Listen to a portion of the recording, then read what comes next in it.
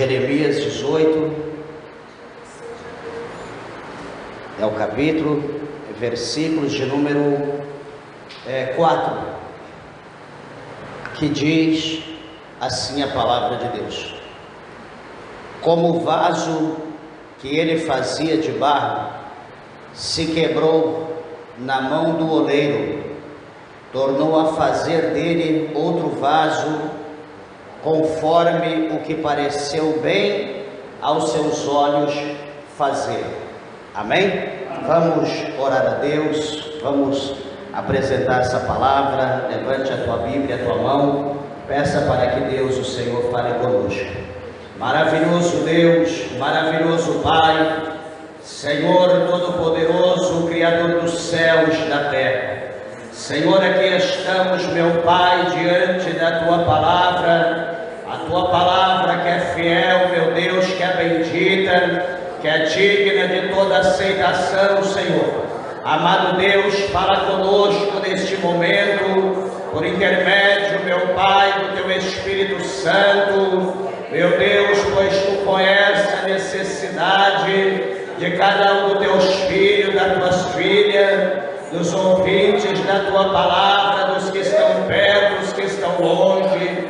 Atenda, meu Deus, para a necessidade, para o coração da Tua igreja. Trabalha, Senhor, em cada vida e abençoa o Teu povo de uma forma gloriosa. É o que nós te pedimos, em nome de Jesus. Amém. Podeis assentar, meus irmãos, desocupe vossas mãos. Uma salva de palmas para Jesus. Graças a Deus. Meus irmãos, eu peço, por favor, toda a reverência à palavra de Deus. E tenho certeza que o Senhor, como eu já disse, Ele tem uma palavra ao nosso coração no encerramento dessa campanha. Meus irmãos, deixa eu falar algo para os irmãos, que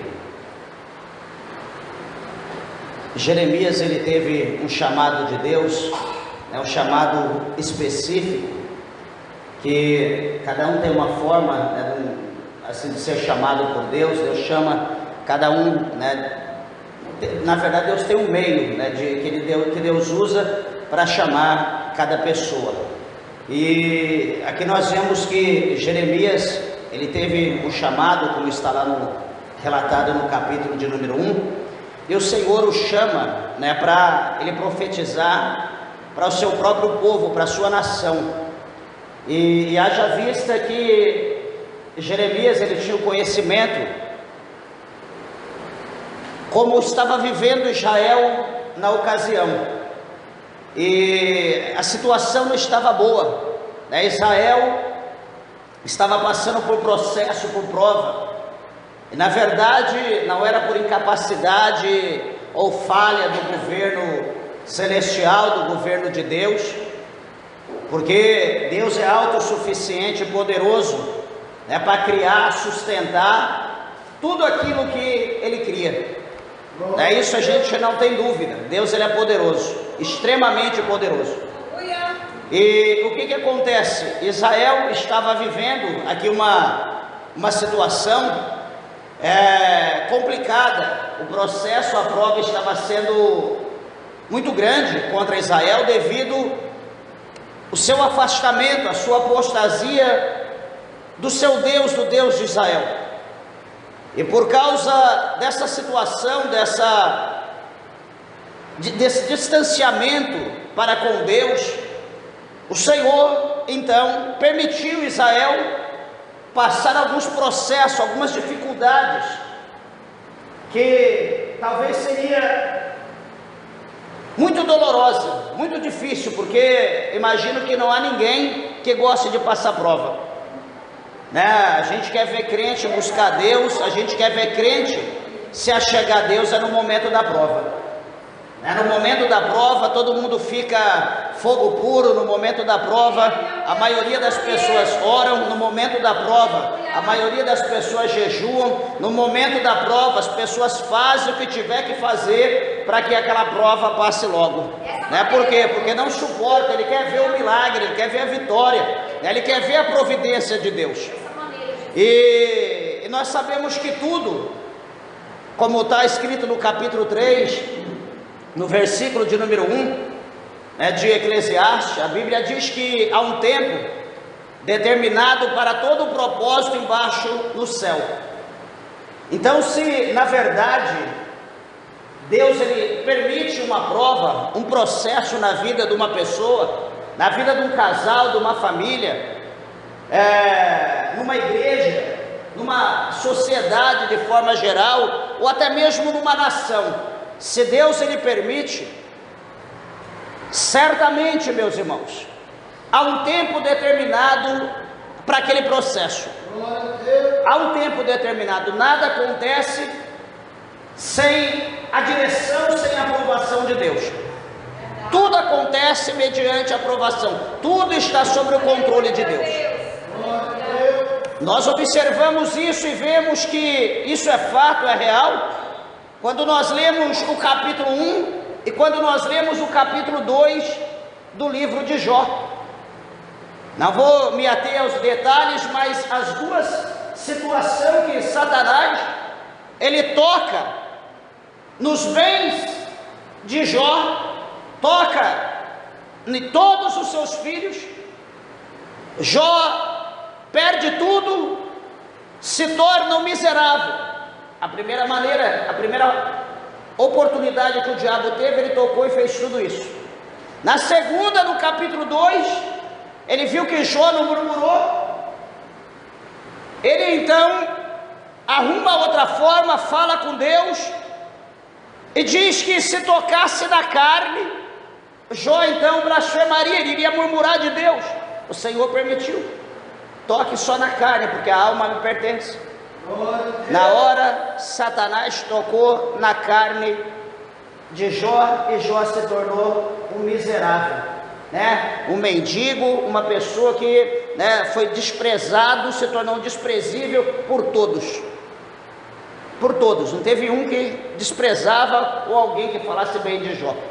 Então nós vemos que toda a situação há uma permissão de Deus para que algo venha acontecer. O diabo ele não age sem Deus permitir.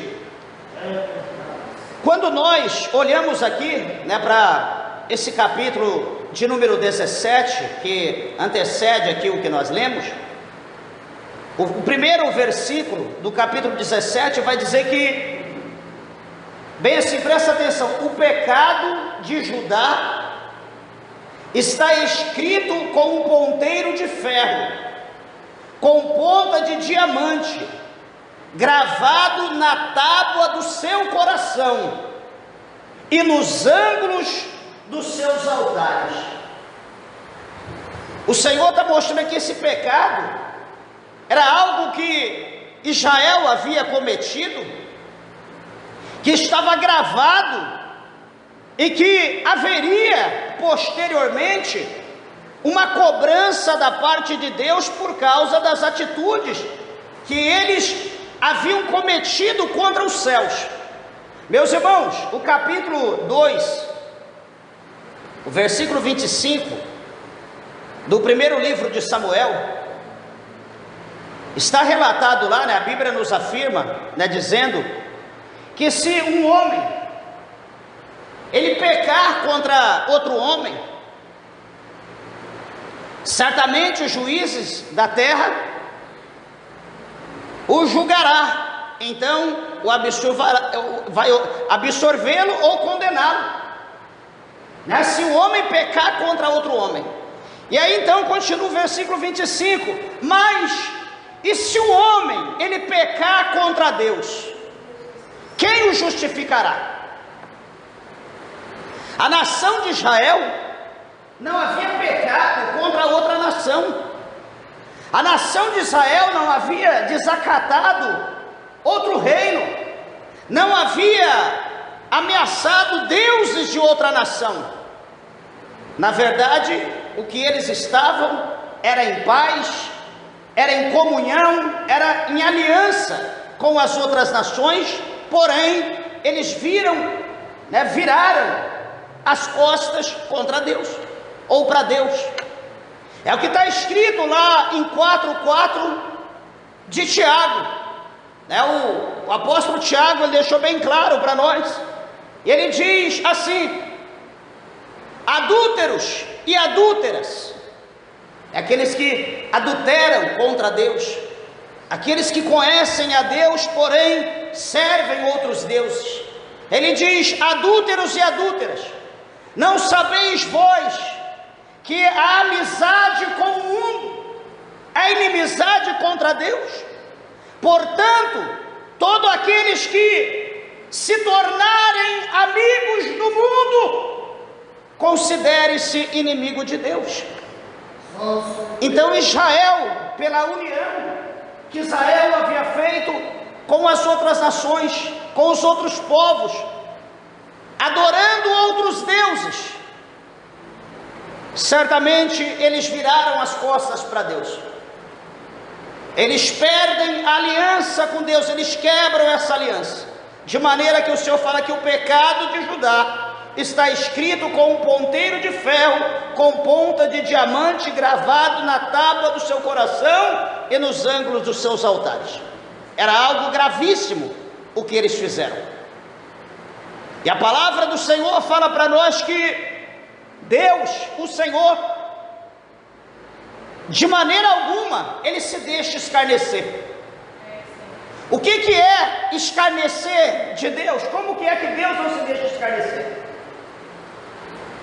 Era como se Deus confiasse em mim de uma maneira extrema, Deus colocasse toda a confiança e de repente eu traísse a confiança de Deus. Deus confiasse em mim e dissesse para o diabo: está vendo o meu servo como ele é fiel, como o Senhor fez com Jó. E de repente, do nada, eu traísse a confiança em Deus, e o diabo então caía no chão, engargalhada, como um porco rolando para lá e para cá, dando risada de Deus, dizendo: olha lá, está vendo? Ao teu servo, tu confiaste ao que ele está fazendo, olha lá como ele te traiu, olha lá como ele te enganou. Ou seja, o diabo estaria escarnecendo de Deus. A Bíblia diz que Deus não se deixa escarnecer. E a Bíblia continua dizendo que aquilo que o homem semear, certamente ele vai ceifar. E aqui então Israel, nesse contexto aqui, o que ele faz, vai haver posteriormente a cobrança de Deus. E a palavra do Senhor mostra para nós que no verso de número 13 desse capítulo 17, diz que: ó Senhor, esperança de Israel, todos aqueles que te deixam, olha Jeremias dizendo: Senhor, todos aqueles que te deixam serão envergonhados, os que se apartam de mim serão escritos sobre a terra, porque abandonaram o Senhor, a fonte das águas vivas. Então, meus irmãos, todos aqueles que abandonam, todos aqueles que viram as costas para Deus, que agora diz: agora eu estou livre, agora eu estou liberto, agora eu posso fazer o que eu quero, agora eu posso viver a minha vida, agora eu não estou sobre o jugo do pastor, agora eu não estou sobre o jugo do ministério, agora eu não tenho que viver doutrina, agora eu sou um pássaro fora da gaiola, agora eu vou viver a minha vida. O Senhor está dizendo aqui que esse tal, ele está deixando a fonte das águas vivas. Capítulos anteriores a esse, Jeremias ele diz que o homem ele está deixando a fonte das águas vivas e procurando fontes rotas, fontes vazias, aonde não há esperança de saciar a sua sede. E aqui o Senhor, ele diz claramente, porque abandonam o Senhor, a fonte das águas vivas. Então, o Senhor está dizendo que Israel, eles iriam saber como que era perder a presença de Deus, como era viver sem a comunhão com Deus. Eu quero dizer para você nessa noite, amados irmãos, ouvintes da palavra de Deus, eu sempre digo isso e vou dizer hoje: abandone o que você tiver que abandonar, abra mão do que você tiver que abrir, mas pelo amor de Jesus Cristo Todo-Poderoso, não abra mão de Jesus, não abra mão de Deus, não abra mão da tua salvação, porque se nós abandonarmos Jesus, se nós abandonarmos a Deus, se nós abandonarmos a nossa salvação, meus irmãos, o que será de nós? O que será de nós? Qual será a nossa esperança? Mas enfim, em toda a introdução, o Senhor, ele vai chamar o profeta Jeremias e vai dizer para ele, a partir do verso de número 2, o Senhor vai dar uma ordem, dizer para Jeremias sair da sua casa, da onde ele estava. O Senhor diz para ele levantar, para ele se colocar de pé, e para ele ir até a casa do oleiro, para ele ir até uma olaria, e lá o Senhor diz que iria fazer Jeremias ouvir a palavra de Deus. Meus irmãos, a Bíblia, ela é extrema, ela é excelente, a palavra de Deus é coisa maravilhosa. Quando nós olhamos para o livro de Provérbios, nós vemos o sábio Salomão, ele escrevendo, dizendo bem assim para uma classe de pessoas, até meio cômico, mas ele diz assim: vai ter com a formiga, ó preguiçoso. Puxa vida, ter com a formiga? Por que ter com a formiga? Em outra tradução é: vai aprender com a formiga, ó preguiçoso. Aprender com a formiga. Deus quer nos ensinar algo, ou Deus quer ensinar para o preguiçoso algo por intermédio da formiga. Que o preguiçoso põe a mão na boca, põe a mão no seio, põe a mão na boca e não desperta, não acorda. A preguiça é grande, ele almeja ter grandes coisas, ele almeja ser como os outros, mas a preguiça não o deixa ir adiante. Então o Senhor fala: vai ter com a preguiça, ou vai ter com a formiga, vai aprender com a formiga. A Bíblia fala para nós também, por intermédio de Provérbios, o Senhor diz que, por muitos acham, que esse animal, até a Bíblia chama ele de débil. A Bíblia diz que os coelhos são um povo débil, todavia eles edificam a sua casa sobre a rocha. O Senhor está dizendo para nós aprender com eles. Glória a Deus.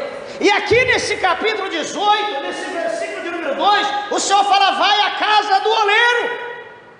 Por quê? Porque agora Jeremias, ele teria que aprender uma lição por intermédio do oleiro, por intermédio de uma roda e por intermédio do barro que estava sendo modelado pelas mãos do oleiro. Ele iria aprender com o barro, ele iria aprender com aquelas rodas, ele teria que ir lá, que ele ia ver, e então, em vendo aquilo, ele ia ouvir a voz de Deus. Glória a Deus. Queridos e amados irmãos, há várias formas de Deus falar conosco. Há várias formas de Deus nos ensinar.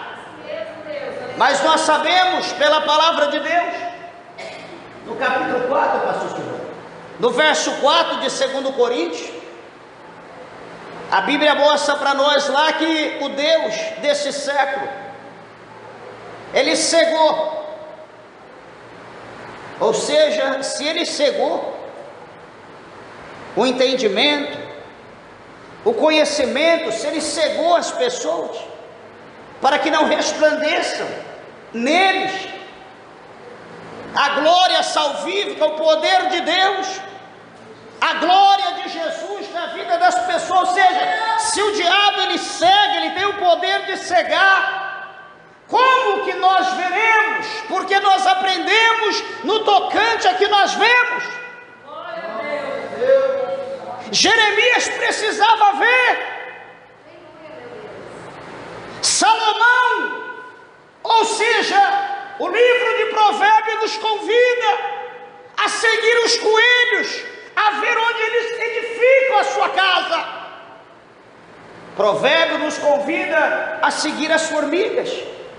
Na madrugada todo mundo está dormindo. Quantas vezes a gente vai para o monte e está lá o corredor, parece um pneu de uma bicicleta, no meio das folhas, e você olha, é formiga trabalhando ali o tempo todo, carregando cada galho que 10, 20 vezes maior que uma formiga, folha, e eles estão lá trabalhando. E nós estamos dormindo. Durante o dia, no sol escaldante, elas continuam trabalhando. Você não vê ninguém embaixo de uma árvore cochilando, embaixo de uma folha.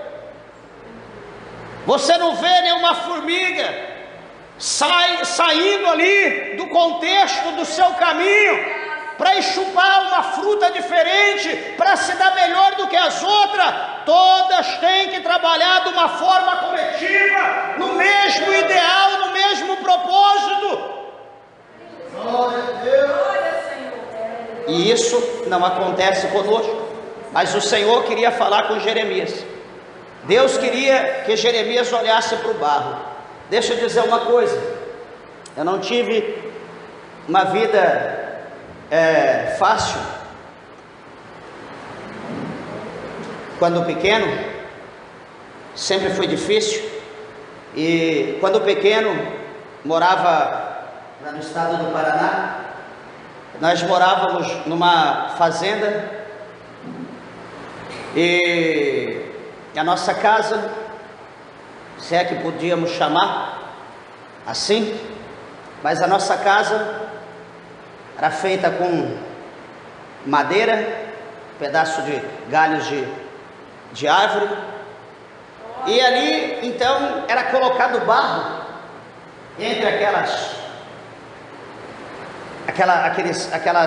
madeiras que colocavam ali, aqueles galhos, era como se fosse rebocada com barro, fogão de lenha, da mesma forma, tudo rebocado com barro, o chão, né, daquele jeito, não precisa nem falar, aquele mármore da cor de terra, e assim, uma vida simples, porém, nunca imaginava que aquela situação que nós vivíamos ia ter algo a ver com esse capítulo 18. Estava imaginando, depois que o pastor Silvano passou o tema, eu falei, meu Deus, que situação. Porque quando a minha mãe ia colher o barro, que geralmente ela que fazia a pintura, o que acontece? Ela descia, ia lá no lugar de brejo, num buracão lá, e achava um barro quase meio cinza, quase da cor desse meio verde, parece, da cor desse lenço, e trazia aquele barro, enfim, de alguma forma, era muito pequeno, mas eu me recordo, e ali então é tirado daquele barro antes de trabalhar nele, é tirado toda a impureza, tira-se pedaço de raiz, tira-se pedaço de folha, tira-se pedaço de galho, de minérios da terra, pedaço de pedra, tudo que tem de mistura tem que ser tirado, desde o maior até o menor. Então se tira, depois trabalha ali no processo, e depois então com a mão, com o pano, depois dele estar prontinho, e então fazer a pintura. E assim era feito. Eu olhando para essa palavra, o oleiro também, o barro, né, de todos os barros que existe na terra, tem muitos tipos de barro, mas apenas existe 3 qualidades de barro que se utiliza para fazer vaso. Apenas 3 qualidades. E além dessas 3 qualidades, a forma do trabalhar no barro, né, de amassar para tirar a impureza, é algo, meus irmãos, que é trabalhoso, não é fácil.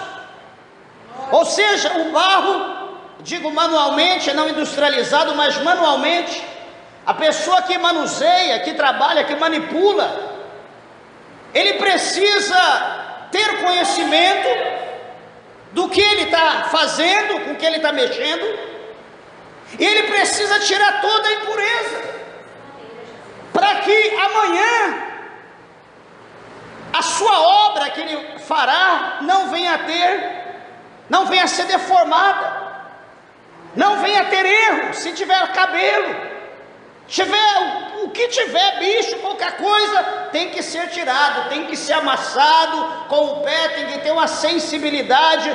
Eu vou pôr uma bota, não, é com o pé, porque com o pé você vai sentir as impurezas que tem, você vai sentir se há pedregulho, o que tiver de anormal. Imagina você pisando naquele barro, grudando no teu pé, você pisando, fazendo aquele barulho, e você vai amassando, amassa, vai amassando, e o teu pé que vai dar sensibilidade das impurezas que houver ali. Então, depois de feito todo esse processo, ele vai ser preparado para ir para a roldana, né, para a roda, aonde ele será rodado ali e será manipulado com a mão. Mas detalhe, meus irmãos, Jeremias, ele chega naquela olaria, ele entra ali, e quando ele chega na olaria, ele começa a ver o oleiro trabalhando naquele processo. Detalhe, o barro está pronto já, o oleiro está trabalhando o barro, só que há outros ambientes por ali. Há o ambiente do refúgio, de ser lançado fora aquele que não vai ser utilizado, que não presta mais. Há um ambiente como o estoque, há um ambiente aonde se prepara o barro para depois trabalhar, e há um ambiente aonde aquele vaso verde, aquele vaso cru que acabou de ser formado, ele vai ser endurecido, e esse ambiente chama-se fornalha, esse ambiente chama-se fogo. Não sei se os irmãos estão entendendo o mistério, mas o Senhor vai mostrar para Jeremias esse cenário. Deus vai mostrar para Jeremias cada uma daquelas fases. Jeremias talvez fica ali horas, talvez ali meio-dia, talvez um dia, talvez uma semana, apreciando o oleiro no trabalho com aquele barro, aquele trabalho artesanal. E de repente, a Bíblia diz aqui que ele está fazendo, aquele oleiro estava trabalhando sobre as rodas, estava ali manipulando, fazendo o vaso. Ele tinha um ideal, que é só o oleiro que tem, como eu falei aqui no princípio. Cada um de nós, Deus tem um chamado específico. Não pensa você que a obra de Deus na tua vida vai ser igual a minha, ou a minha vai ser igual a tua, ou vice-versa. Deus tem um trabalhar específico na vida de cada um de nós. Deus tem um trabalhar específico.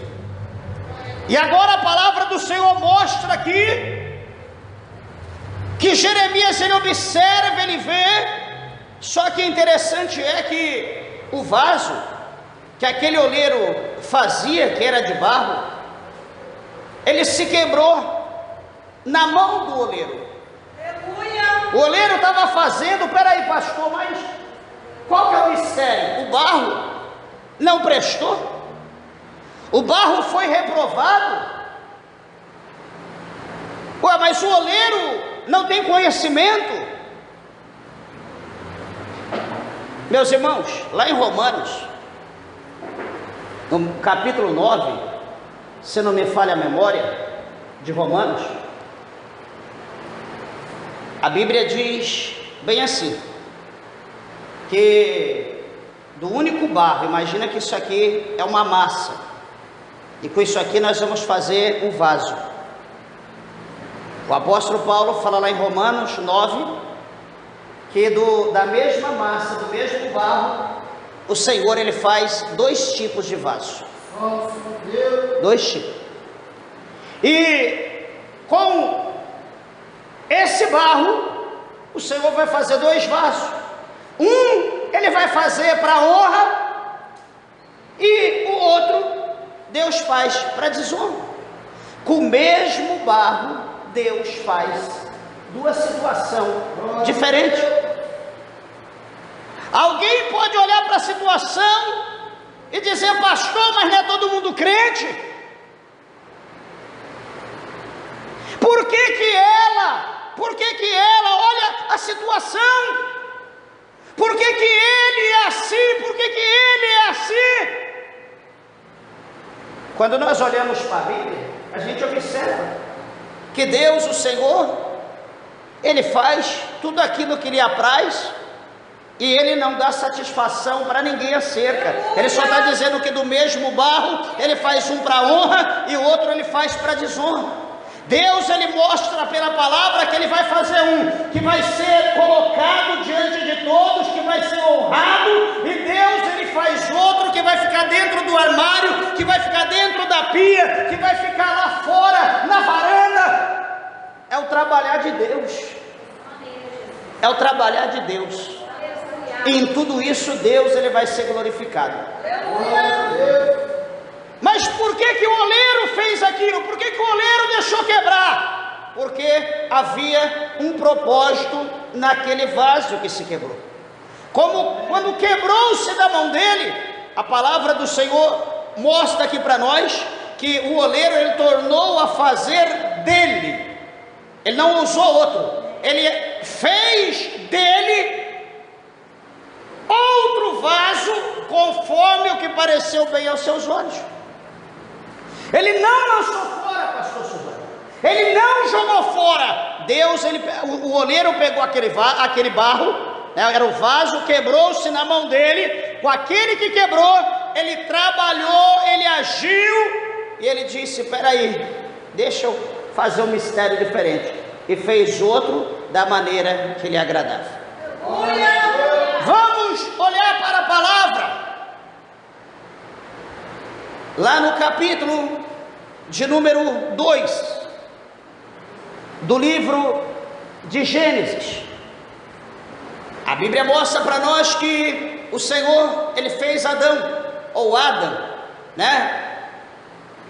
E ele fez o Adão, colocou o Adão para tomar conta do Éden, fez aquele homem segundo a Trindade, segundo o desejo da Trindade, a sua imagem, a sua semelhança, assim foi feito.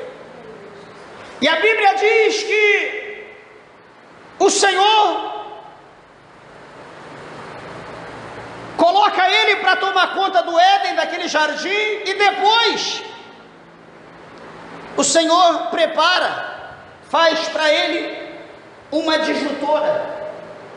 Deus prepara alguém que estivesse do seu lado, não atrás, nem na frente, nem embaixo, nem em cima, mas ao seu lado, para discutir as ideias, para conversar, para se alegrar, para amar, para serem felizes, para ser grato à obra do Eterno, do Criador. E tudo foi feito, tudo foi maravilhoso, tudo foi ótimo aos olhos de Deus, tudo que Deus fez era bom. E o que vai acontecer, meus irmãos? No capítulo de número 3, a Bíblia diz que vai entrar em cena a serpente, conhecida por Apocalipse, que a serpente é o próprio Satanás. E essa serpente entra em cena e vai persuadir a mente de Eva, vai enganar a Eva, vai mentir para Eva, e vai mostrar que ela era verdadeira, as palavras delas eram verdadeiras, e as palavras de Deus eram mentirosas, e que Deus queria apenas ser um egoísta, o dono de todo o poder, de toda a ciência, de todo o conhecimento, enfim. E por intermédio dessa excitação, dessa persuasão consecutiva, a Bíblia vai mostrar que Eva, então, ela dá ouvidos. A serpente esquece da ordem de Deus e vai obedecer à serpente. A partir desse momento que ela obedece à serpente, desobedece a Deus. O homem obedece à mulher que obedeceu à serpente, desobedece a Deus. A partir desse momento é como se o vaso que o oleiro estava manipulando, manufaturando, ele viesse a rachar, ele viesse a quebrar. E agora, o que Deus vai fazer? Vai exterminar Adão, vai exterminar Eva. O que Deus vai fazer? Vai jogar eles no fogo e vai preparar, achar outro barro e vai fazer outro. Com aquele mesmo homem, com aquela mesma mulher, Deus, ele vai fazer algo que ia mudar toda a história da humanidade. No capítulo 3, no versículo de número 15, o Senhor, ele vai aperfeiçoar o barro, e Deus vai fazer algo novo. Capítulo 3, 15 de Gênesis, o Senhor diz assim: e porém inimizade entre ti e a mulher, e entre a tua semente e a sua semente, esta te ferirá a cabeça, e tu lhe ferirás o calcanhar. O Senhor está mostrando aqui que o homem agora caiu. O Senhor está mostrando aqui que aquilo que Deus fez teve problema, não seguiu o curso, não seguiu o caminho, a vontade de Deus, ou seja, o vaso quebrou. Então o Senhor está dizendo que posteriormente, 3:15, o Senhor está dizendo que ia ter ia levantar alguém, ia sair alguém do ventre da mulher, que ia mudar essa história. Ia sair alguém que ia pegar aquele vaso quebrado, aquele barro danificado, aquele vaso que foi danificado, que está trincado, rachado, porque não suportou a provação, não suportou o pecado, a tentação. O Senhor ia preparar que hoje nós sabemos que se chama Jesus Cristo de Nazaré, o nosso Salvador pessoal. O Senhor Deus estava dizendo que ia preparar o seu Filho Jesus Cristo, como ele diz no capítulo 3, no verso 16 de João. Relata-nos lá, Jesus ele fala por intermédio de João, dizendo que Deus amou o mundo de tal maneira que deu o seu Filho unigênito, para que todo aqueles que nele crê não pereça, mas tenha a vida eterna. Meus amados e queridos irmãos, ouvintes da palavra de Deus, eu quero dizer algo para você. Não importa a situação a qual você viva, não importa o problema que você está vivendo, eu quero dizer uma coisa, que Deus, Ele é o oleiro. Eu quero dizer que Deus, Ele tem o poder sobre o barro. Eu quero dizer que Deus, Ele pode pegar a minha vida, a tua vida. Deus pode pegar a nossa vida, Deus pode amassar, Deus pode quebrar, Deus pode fazer algo novo. Só que detalhe, meus irmãos, presta bem atenção. Sendo pela primeira vez feito por Deus, ou sendo pela segunda vez refeito por Deus, na reconciliação, há uma fornalha que nos aguarda, e essa fornalha é para provar a nossa fé, é para provar a nossa confiança no eterno, é para ver se de fato nós acreditamos nele, é para ver se de fato nós temos ele como nosso Deus, como nosso Pai, como aquele que nos abençoa, como aquele que é o nosso Salvador, o nosso protetor.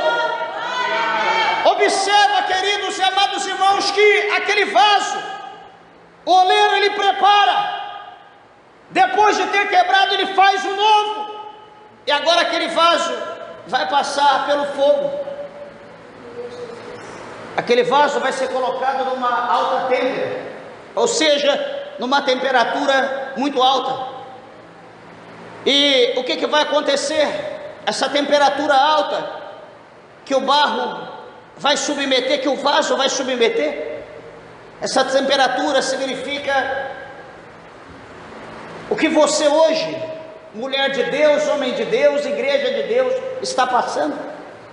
Essa temperatura alta significa o processo, significa a prova que nós temos que passar para sermos aprovados pelos céus, para sermos aprovados por Deus. E deixa eu te dizer uma coisa, meus amados irmãos, que poucos são aqueles que nos momentos das provações, no momento da prova final, poucos são os que são aprovados pelos céus. Por exemplo, um concurso que vai ter. Um concurso que vai ter, e a remuneração é boa, os benefícios são muitos, as horas de trabalho são mínimas, é o trabalho do sonho, é o trabalho que todo mundo queria, né? Na verdade, todo mundo quer um emprego, mas não queria trabalhar, e esse é o ideal. O salário bom para não fazer nada, muitos benefícios, só que só tem 5 vagas, e a cidade toda, ou o estado todo, vai prestar o concurso. A prova vai ser complicada, os benefícios são muitos, só que a prova não vai ser fácil, vai ter línguas,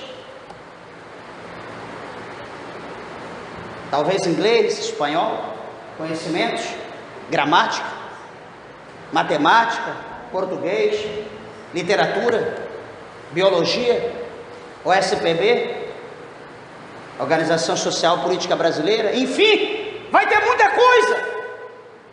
Tem gente que vai deixar a família, vai deixar de passear, vai deixar de amar, vai deixar de comer, porque ele vai se preparar para aquele concurso, porque é o concurso da vida dele.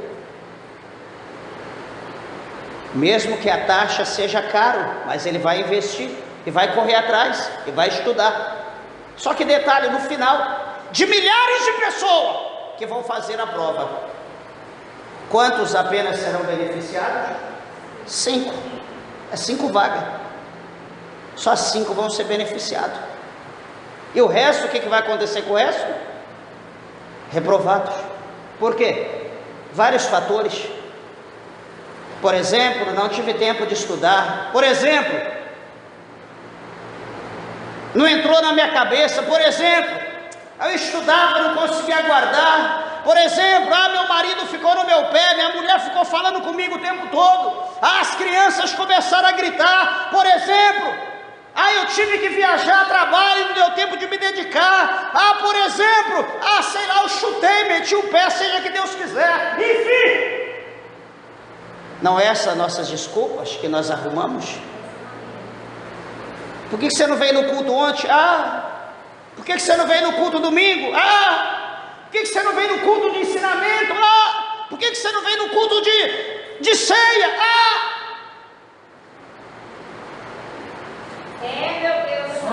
Meus irmãos, nós esquecemos que nós estamos nessa fornalha.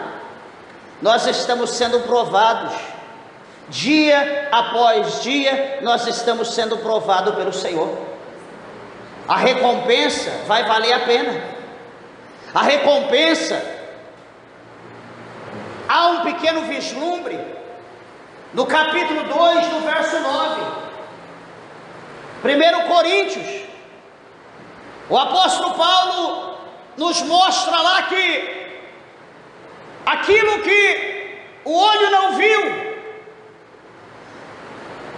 aquilo que o ouvido não ouviu, e aquilo que não subiu ao coração do homem, é o que Deus tem preparado para os que o amam.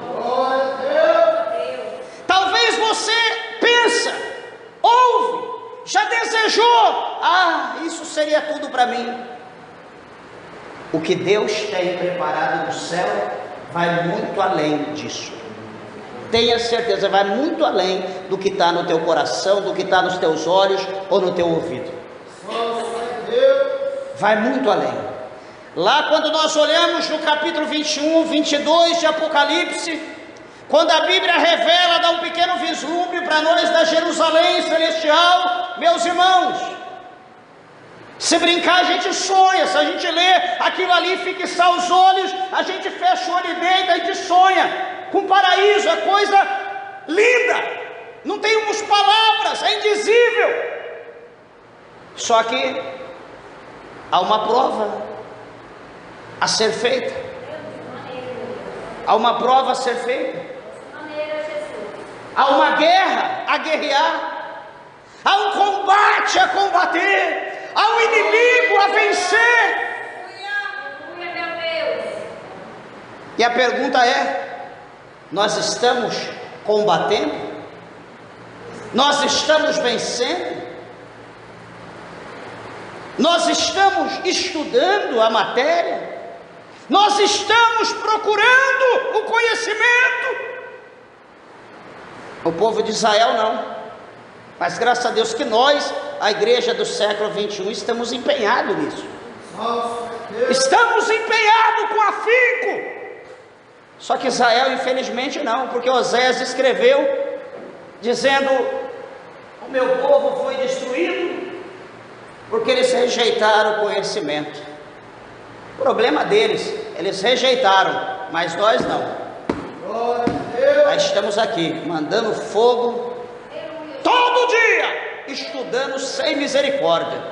Não estamos preocupados com globalismo, não estamos preocupados com internet, não estamos preocupados com a vida alheia, não estamos preocupados com rede social, não estamos preocupados com celular, não estamos preocupados com dinheiro, não estamos preocupados com carro, com vestimenta, com casamento. Deixa tudo para lá, o meu negócio é Deus. Eu quero passar nessa prova, porque o que eu vou receber é muito excelente. Eu vou fazer essa prova, eu estou passando pela prova. Cada dia tem um obstáculo e eu preciso vencer, e o meu negócio é com Deus. Graças a Deus que nós estamos desse jeito. Israel não, pastor Silva. Israel está preocupado com a internet, não é? Israel está preocupado com rede social.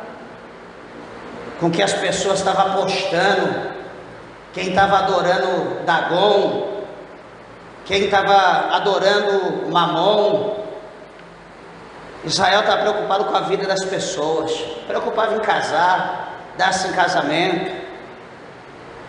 Israel estava preocupado em encher o bolso de dinheiro, em ganhar mais, em trabalhar mais, em ter uma vida melhor.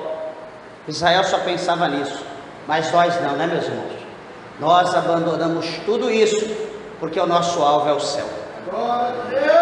Nós abandonamos tudo isso, porque a resposta de todos os nossos processos, das provas que nós estamos enfrentando todo dia, vai ser estar com Jesus na glória.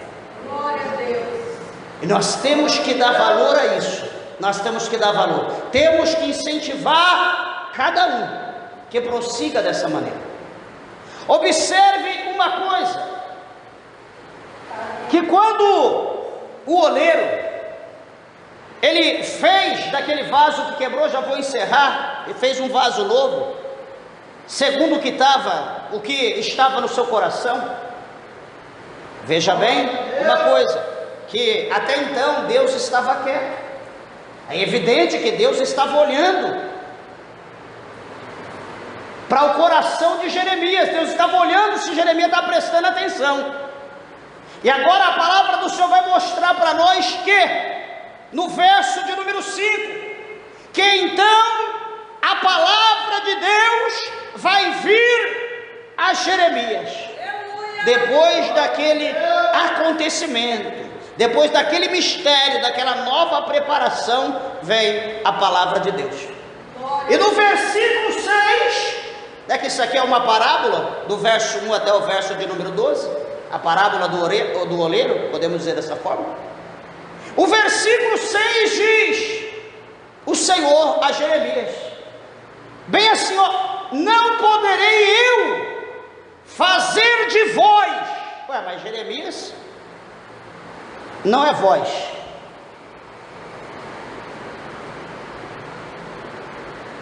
Jeremias, aliás, está dizendo aqui voz, está falando no plural, está falando mais de um, mais de dois, está falando uma quantidade mensurável. O Senhor tinha que dizer para Jeremias assim: olha, não poderei eu fazer de você, não poderei eu fazer de tu. Mas o Senhor está falando no plural. Não poderei eu fazer de vós como fez este oleiro, ó casa de Israel. Deus está usando Jeremias como representante do povo. Deus está olhando a Jeremias como se Jeremias fosse os olhos, o ouvido e o coração de Israel. Deus está dizendo: não poderei eu fazer de vós como este oleiro fez, ó casa de Israel. Deus faz a pergunta para Jeremias, e o Senhor diz: eis que, como barro na mão do oleiro, assim sois vós na minha mão, ó casa de Israel. O Senhor está dizendo para Jeremias que o Senhor pode fazer com a nação de Israel, com a casa, com o povo de Israel, exatamente o que o oleiro fez com aquele barro. O Senhor está dizendo: eu posso quebrar esse povo e eu posso levantar um novo povo. Meus irmãos, haja vista que mais adiante, num tempo não muito longo, o Senhor vai cumprir isso. Amém. O Senhor fala anteriormente, o Senhor dizia: olha, quem passar pelas ruas de Jerusalém, quem olhar a cidade, né, ver a cidade murada, a cidade forte, a cidade do grande Deus da terra, ficam admirados. Esse é o povo do grande Deus, do Criador dos céus e da terra. Mas vai chegar dias que as pessoas vão passar, vão olhar, vão menear a cabeça Mas não era aquilo. A cidade, o templo, a morada do Deus de toda a terra, o que aconteceu? Porque ia se tornar um monturo, ia se tornar sucata, ia se tornar cinza, pó. Então as pessoas iriam responder aquele que perguntou dessa maneira: esse povo do Deus da terra, eles se rebelaram contra o Deus de toda a terra, seguindo as outras nações, os deuses das outras nações.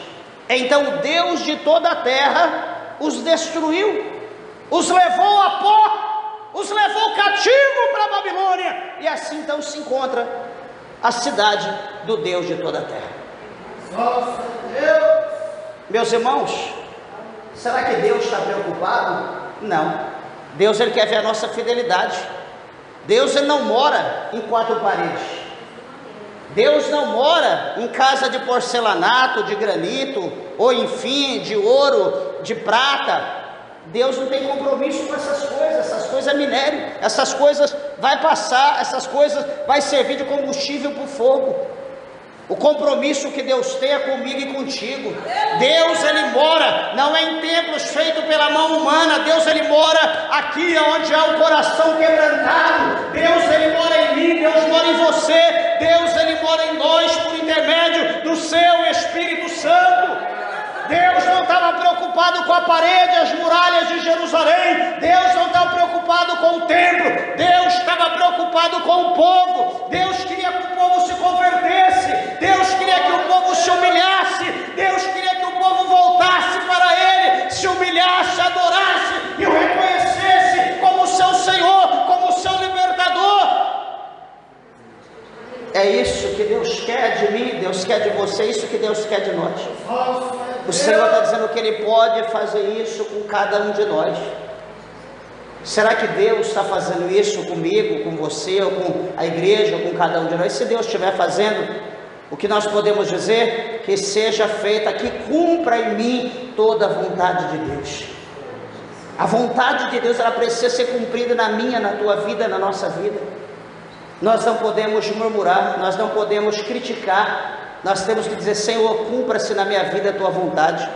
Que eu venha passar, Senhor, por essa prova, que eu venha passar por essa fornalha, que eu venha ser aprovado, Senhor, por Ti, e que eu possa, Senhor, alcançar um lugar na sua glória, independente onde seja, independente da estatura, da posição, mas que eu alcance um lugar na sua glória, que eu alcance um lugar na casa do Senhor, que eu alcance um lugar lá na prateleira, lá na despensa de Deus, lá no céu, uma mesinha a mais humilde que tiver, mas que eu seja um vaso naquele lugar, para a glória de Deus. Porque, meus irmãos, terrível é nós lutarmos e amanhã, no dia do resultado, nós sermos reprovados. Depois de ter gastado tanto esforço, ter gastado todo o nosso tempo, e depois a gente ter a resposta que nós somos reprovados. Certamente será muito triste, e nenhum de nós esperamos ou almejamos ter, da parte de Deus, essa resposta, dizendo: olha, você fez, lutou, mas você foi reprovado. Como o Senhor mesmo falou para aquele lá, em Mateus 25, aquele que pegou o seu talento, foi devolver para o Senhor: aqui, Senhor, está do jeito que o Senhor me deu, está aqui, eu estou te devolvendo. Servo mau, você me conhecia, você sabia bem, você se expressou bem ao meu favor, você me conhecia bem, não poderia eu ter dado o meu aos banqueiros, ter depositado o meu no banco, hoje eu teria o meu com juros. Em outras palavras, você foi um inútil. O Senhor vai falar: amarre o servo inútil de mão e pés, lançai-o nas trevas exteriores, ali haverá pranto e ranger de dente. Meus irmãos, vai ser terrível. Capítulo de número 25, verso 41 de Mateus, a Bíblia diz que o inferno, ele foi preparado para Satanás, ele foi preparado para o diabo e os seus anjos, ele não foi preparado para nós. Mas se nós não cumprir a vontade de Deus, Se nós não fazemos a vontade de Deus, se nós somos reprovados, pode ter certeza que o inferno ele se expande todo dia, e ele vai receber todos quanto forem reprovados.